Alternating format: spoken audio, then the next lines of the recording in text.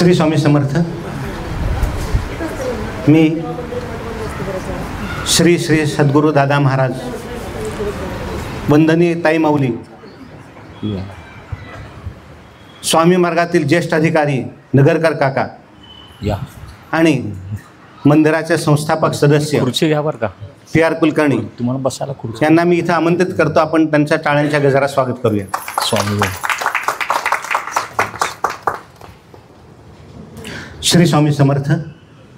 आज गुरुवार अर्थात स्वामीवार दिनांक 21 नोव्हेंबर 2024. आज गुरुपुष्य. पुष्य नक्षत्र गुरुवारी आलं की ते गुरुपुष्य होतं. गुरुपुष्याला आपण कशाची खरेदी करतो? सोनं. पण एवढी सगळी सोन्यासारखी माणसं असताना अजून काय खरेदी करायची हो? इथं एकत्र मंदिरात आपण जमलो म्हणजे सोन्यासारखी माणसं एकत्र आली, हेच आपण साजरं करतोय, बरोबर ना? श्री स्वामी समर्थ.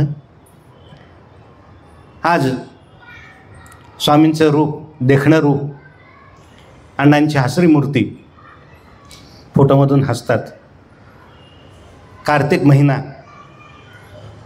कार्तिक महिन्यातल्या देवदिवाळी आत्ता झाली आणि त्यानंतर आलेला गुरुवार हा दर्शन, बरोबर ना?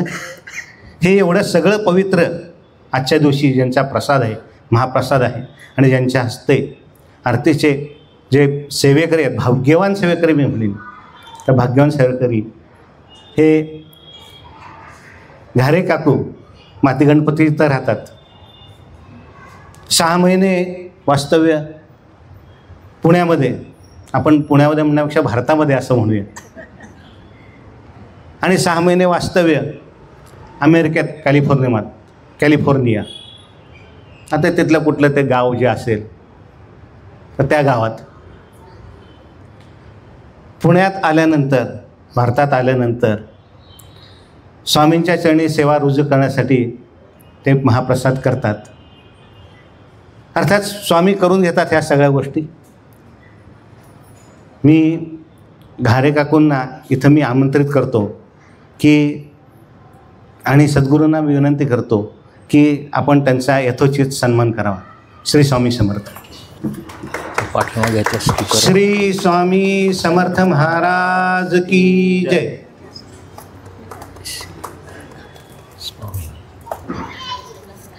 स्पीकर आहे ना, त्याला पाठीमागे. श्री स्वामी समर्थ.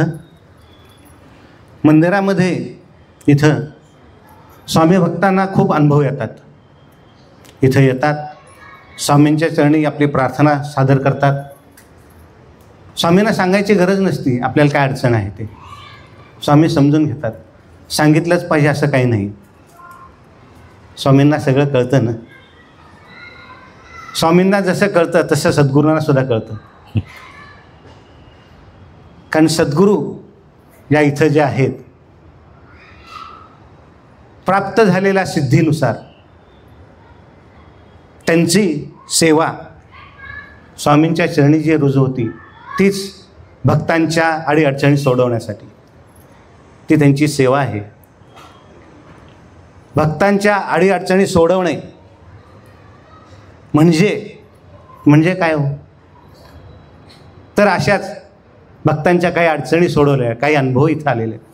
मी इथं आपल्या मंदिराच्या अन्नछत्राचे प्रमुख जोशी काका, इथं मी त्यांना आमंत्रित करतो आणि त्यांना विनंती करतो की काही जे अनुभव असतील ते आपण कृपया इथं स्वामी भक्तांना सांगावे. श्री स्वामी समर्थ.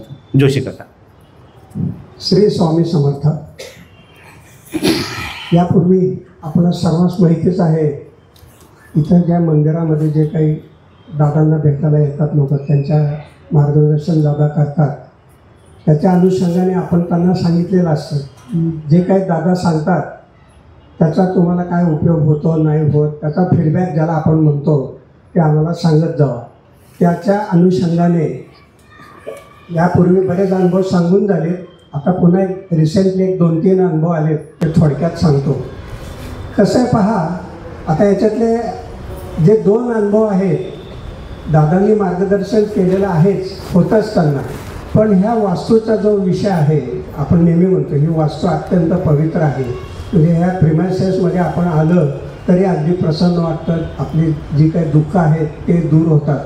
तर त्यातले 2 अनुभव असे आहेत की म्हणजे ह्या वास्तूचा इफेक्ट, दादांचं मार्गदर्शन असं म्हणूयात आपण.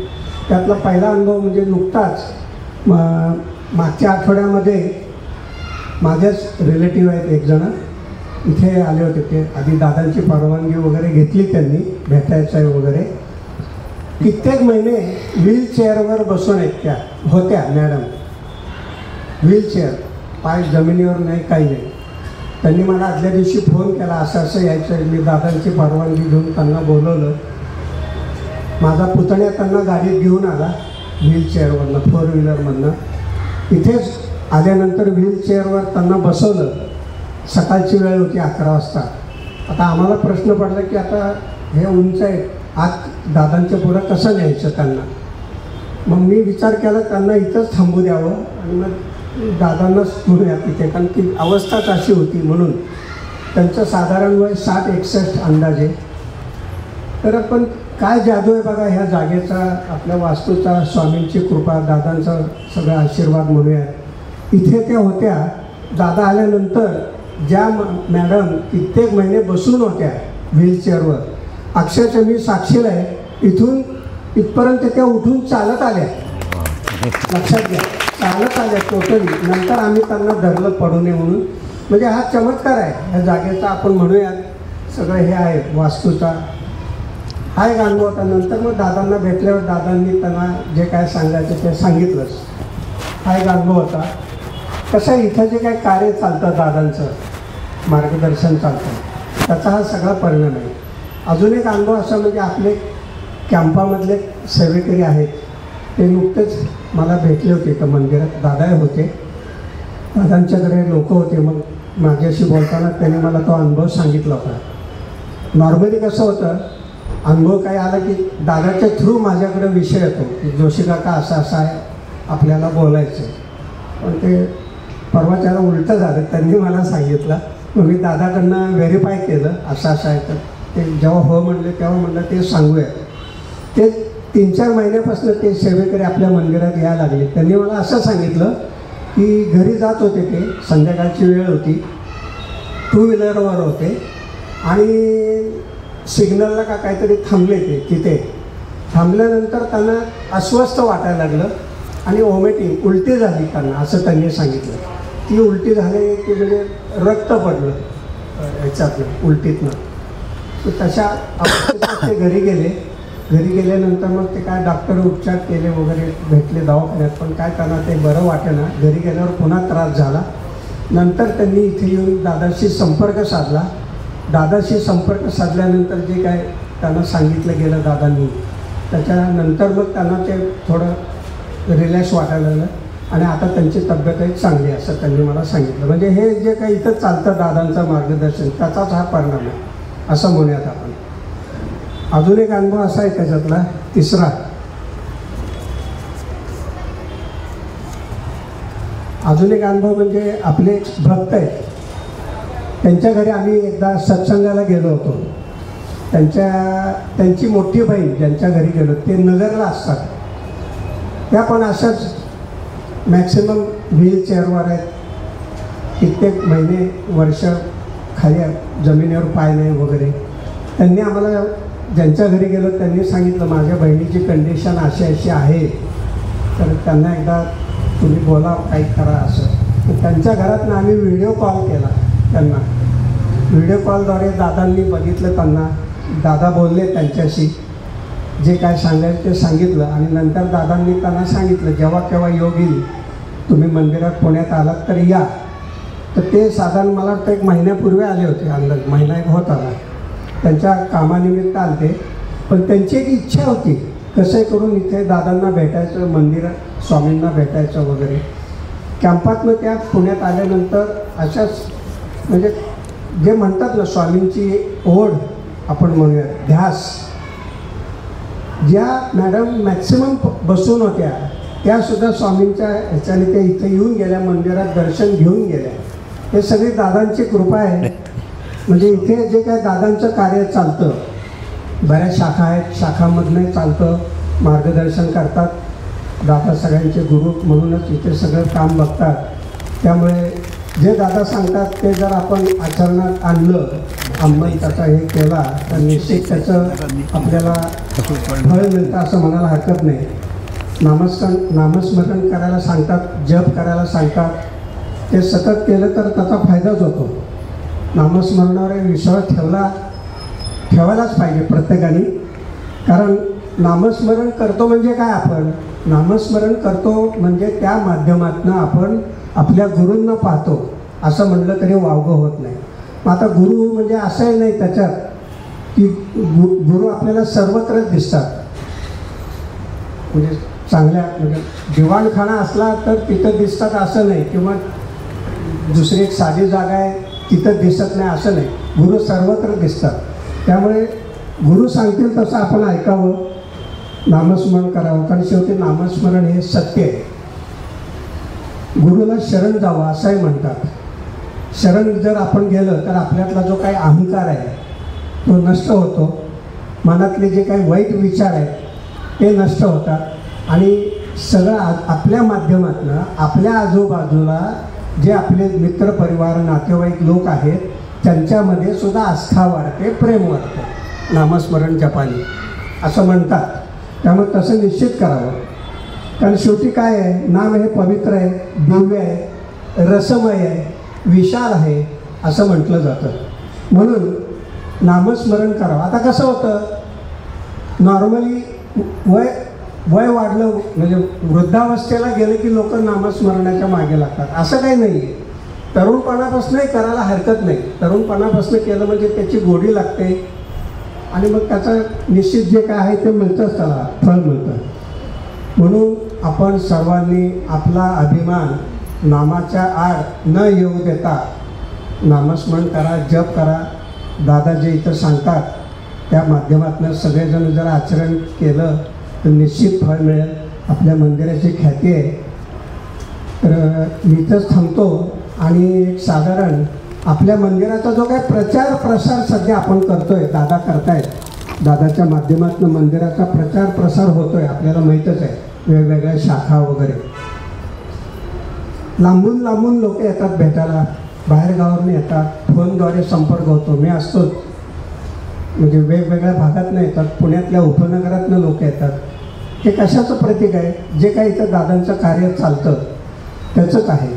परदेशातनं सुद्धा आपल्याला फीडबॅक मिळतोय, पाहिलं जातं, ऐकलं जातं. मागे सांगितलंच आहे. आज आहे 21 तारीख, पुढचा गुरुवार 28. 1-2 गुरुवार नंतर आपल्याला मंदिराच्या संदर्भात अजून एक गुड न्यूज मिळेल, एवढंच मी सांगतो. श्री स्वामी समर्थ.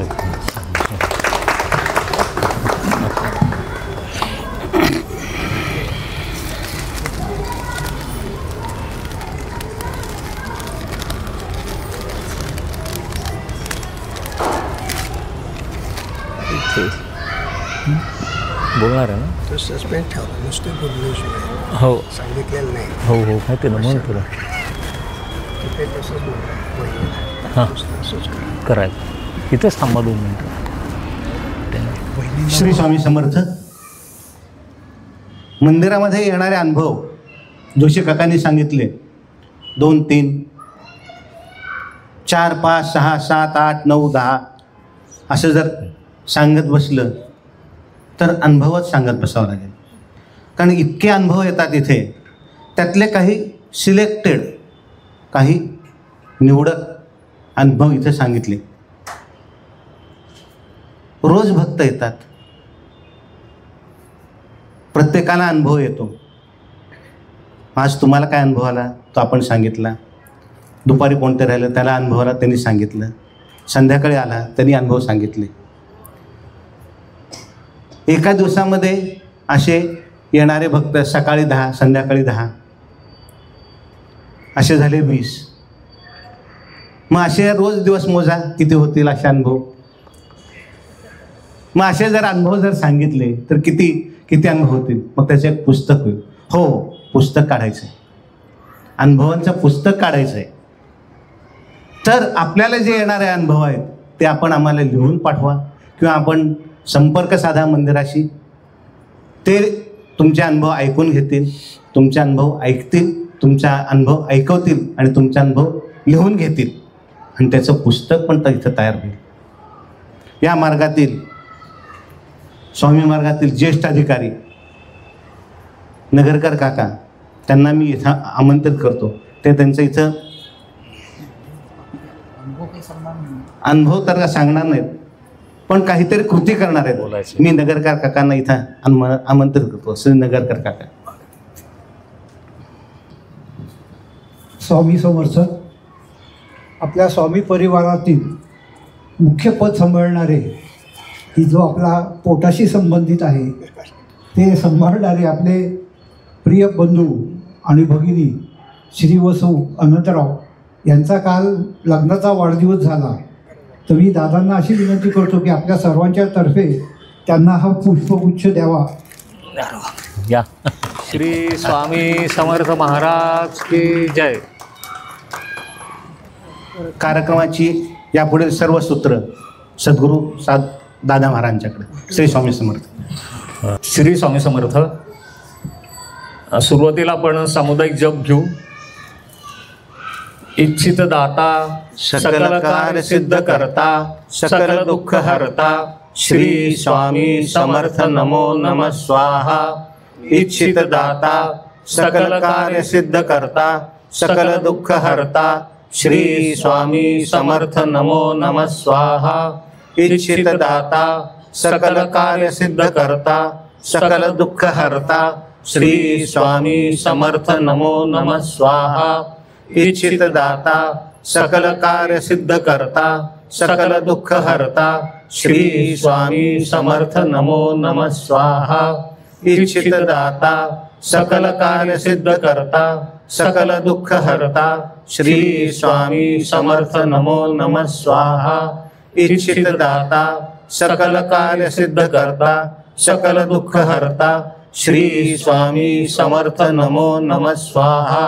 इच्छित दाता सकल कार्य सिद्ध करता सकल दुःख हरता श्री स्वामी समर्थ नमो नमः स्वाहा. इच्छित दाता सकल कार्य सिद्ध करता सकल दुःख हरता श्री स्वामी समर्थ नमो नमः स्वाहा. इच्छित दाता सकल कार्य सिद्ध करता सकल दुःख हरता श्री स्वामी समर्थ नमो नमः स्वाहा. इच्छित दाता सकल कार्य सिद्ध करता सकल दुःख हरता श्री स्वामी समर्थ नमो नमः स्वाहा. इच्छित दाता सकल कार्य सिद्ध करता सकल दुःख हरता श्री स्वामी समर्थ नमो नमः स्वाहा.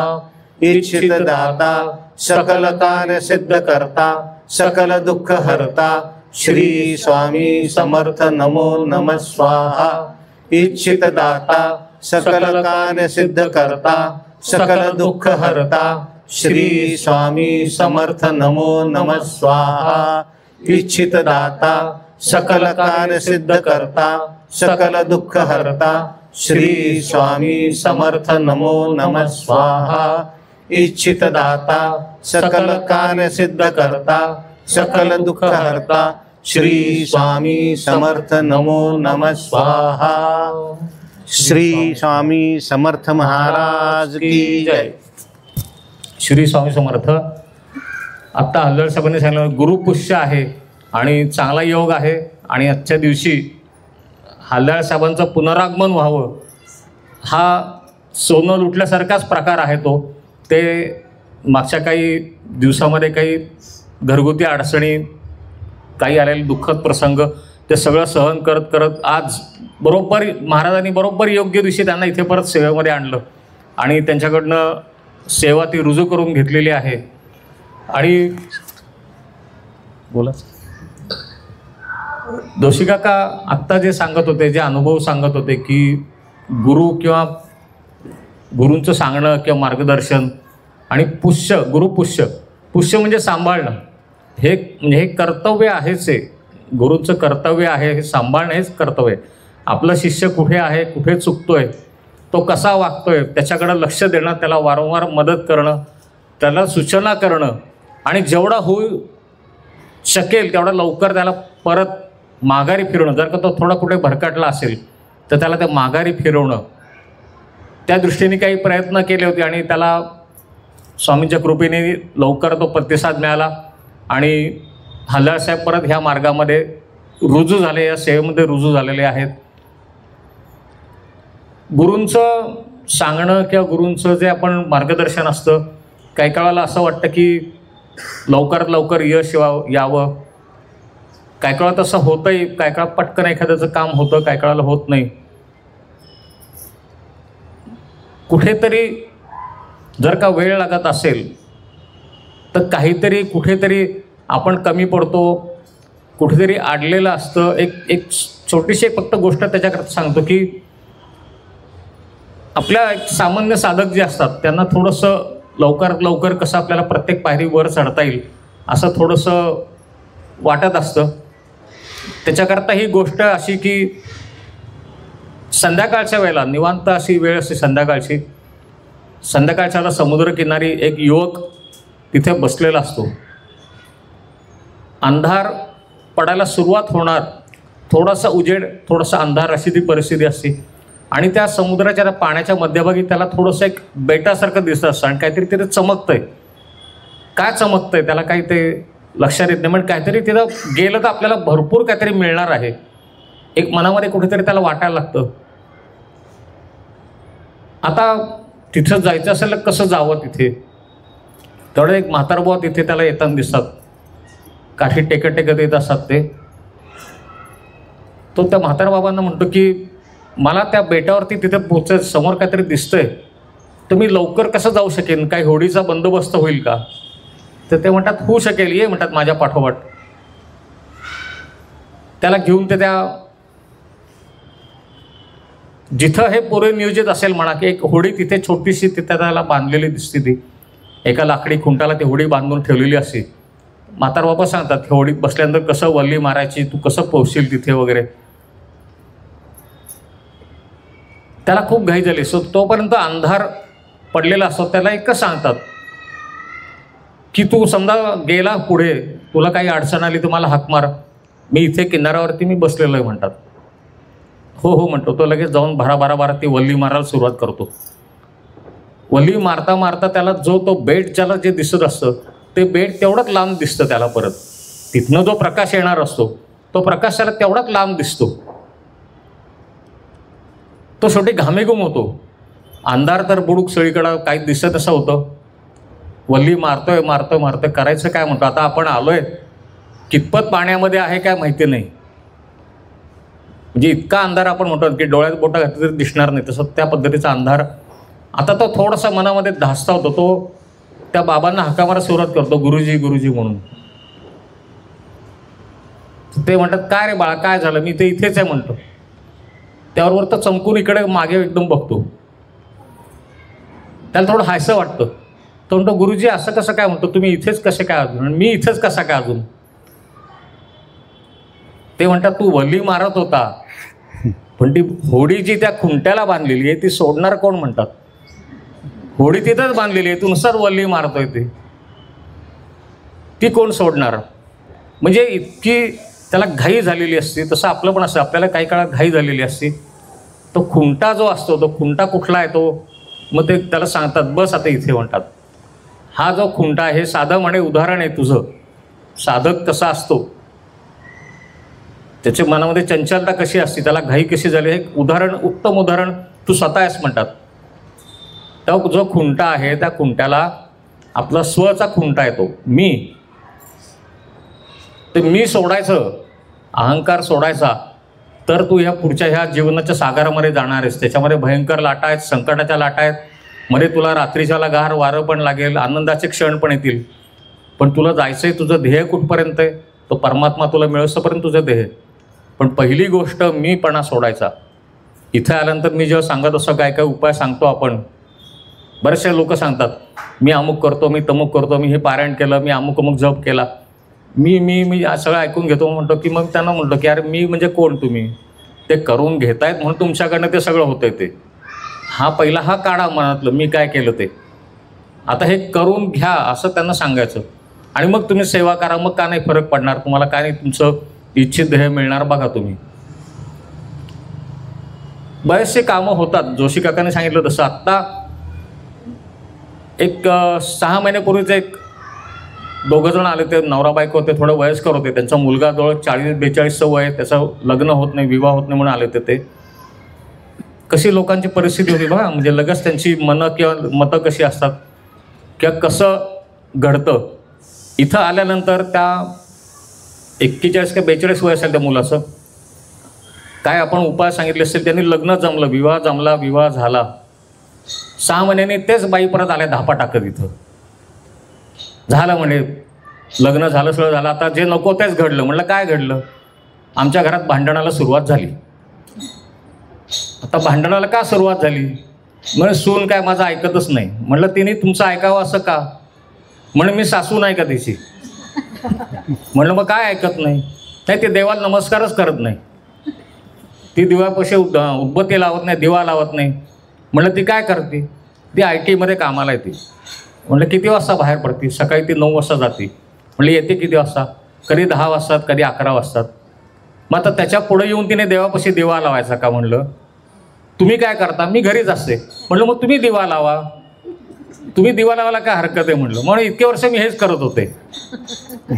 मग आता हा इतके वर्ष तुम्ही हे करत होतात, तुम्ही जर का माझ्याकडे आलात, मुलाचं लग्न व्हावं म्हणून आलात, लग्न झालं, मग आता तुम्ही कुठेतरी तुम्ही पण ॲडजस्ट करा ना. त्या सुनेने लगेच तिच्यावर का अपेक्षा की तिने येऊन दिवा लावला पाहिजे, तिने नमस्कार केला पाहिजे?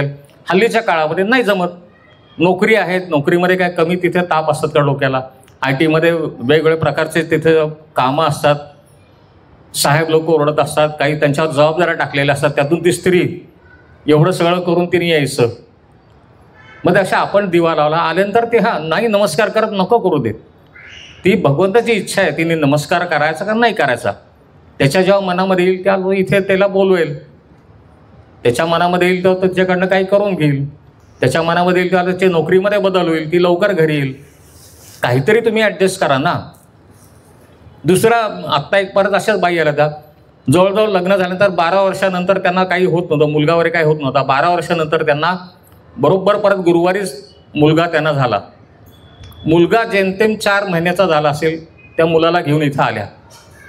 म्हणलं काय झालं आता? मला वाटलं पेढे वगैरे आणले असतील काहीतरी. मला फोन करून त्याने सांगितलं मुलगा झाला म्हणून, आम्ही मंदिरात येऊ. तर म्हटलं पेढे वगैरे आणले असतील, मला ठेवा. नाही म्हणले हा मुलगा फार रडतो. आता 4 महिन्याचा तो मुलगा, तुम्हाला आनंद झाला, 12 वर्षांनी जर का तुम्हाला मुलगा झाला आहे, तर तो मुलगा रडतो हे कारण घेऊन तुम्ही इथे यायचं का? म्हणजे असे पण काही लोक असतात, त्याच्यामध्ये जे मिळालं ना त्याच्यात आनंद नाही, काहीतरी परत त्याच्यात खुसपट काढत राहायचं. ते त्यांना म्हटलं 4 महिन्याचा बाळ आहे, तर राहू दे, रडू देत म्हटलं, ते तुम्ही सहन करा ना. तुम्हाला मातृत्वाचा आनंद मिळाला नाही. 12 वर्षांनी तुम्हाला जर का मुलगा झाला, तर तुम्हाला ह्या मुलाचा रडण्याचा तुम्हाला त्रास सहन करायला पाहिजे. ते ह्या गोष्टी काहीतरी मनामध्ये कोणतरी घेऊन येतं. एक छोटीशी परत गोष्ट सांगतो की एक साधक असतात, त्या साधकांना नेहमी वाटतं त्या गुरूंच्याकडे गेले की गुरु त्यांना सांगायचं नामस्मरण करा. त्या साधकाला वाटतं की नाही मला ह्यांनी काहीतरी वेगळं सांगावं, योग करा, अमुक करा, तमुक करा, समाधीपर्यंत कसं, असं काहीतरी अवघड त्यांना ते प्रश्न विचारत असतात. आता ते गुरु त्यांना माहिती असतं कोणाला कधी द्यायचं, कसं द्यायचं, कितपत तयारी आहे, कितपत तयारी नाही आहे.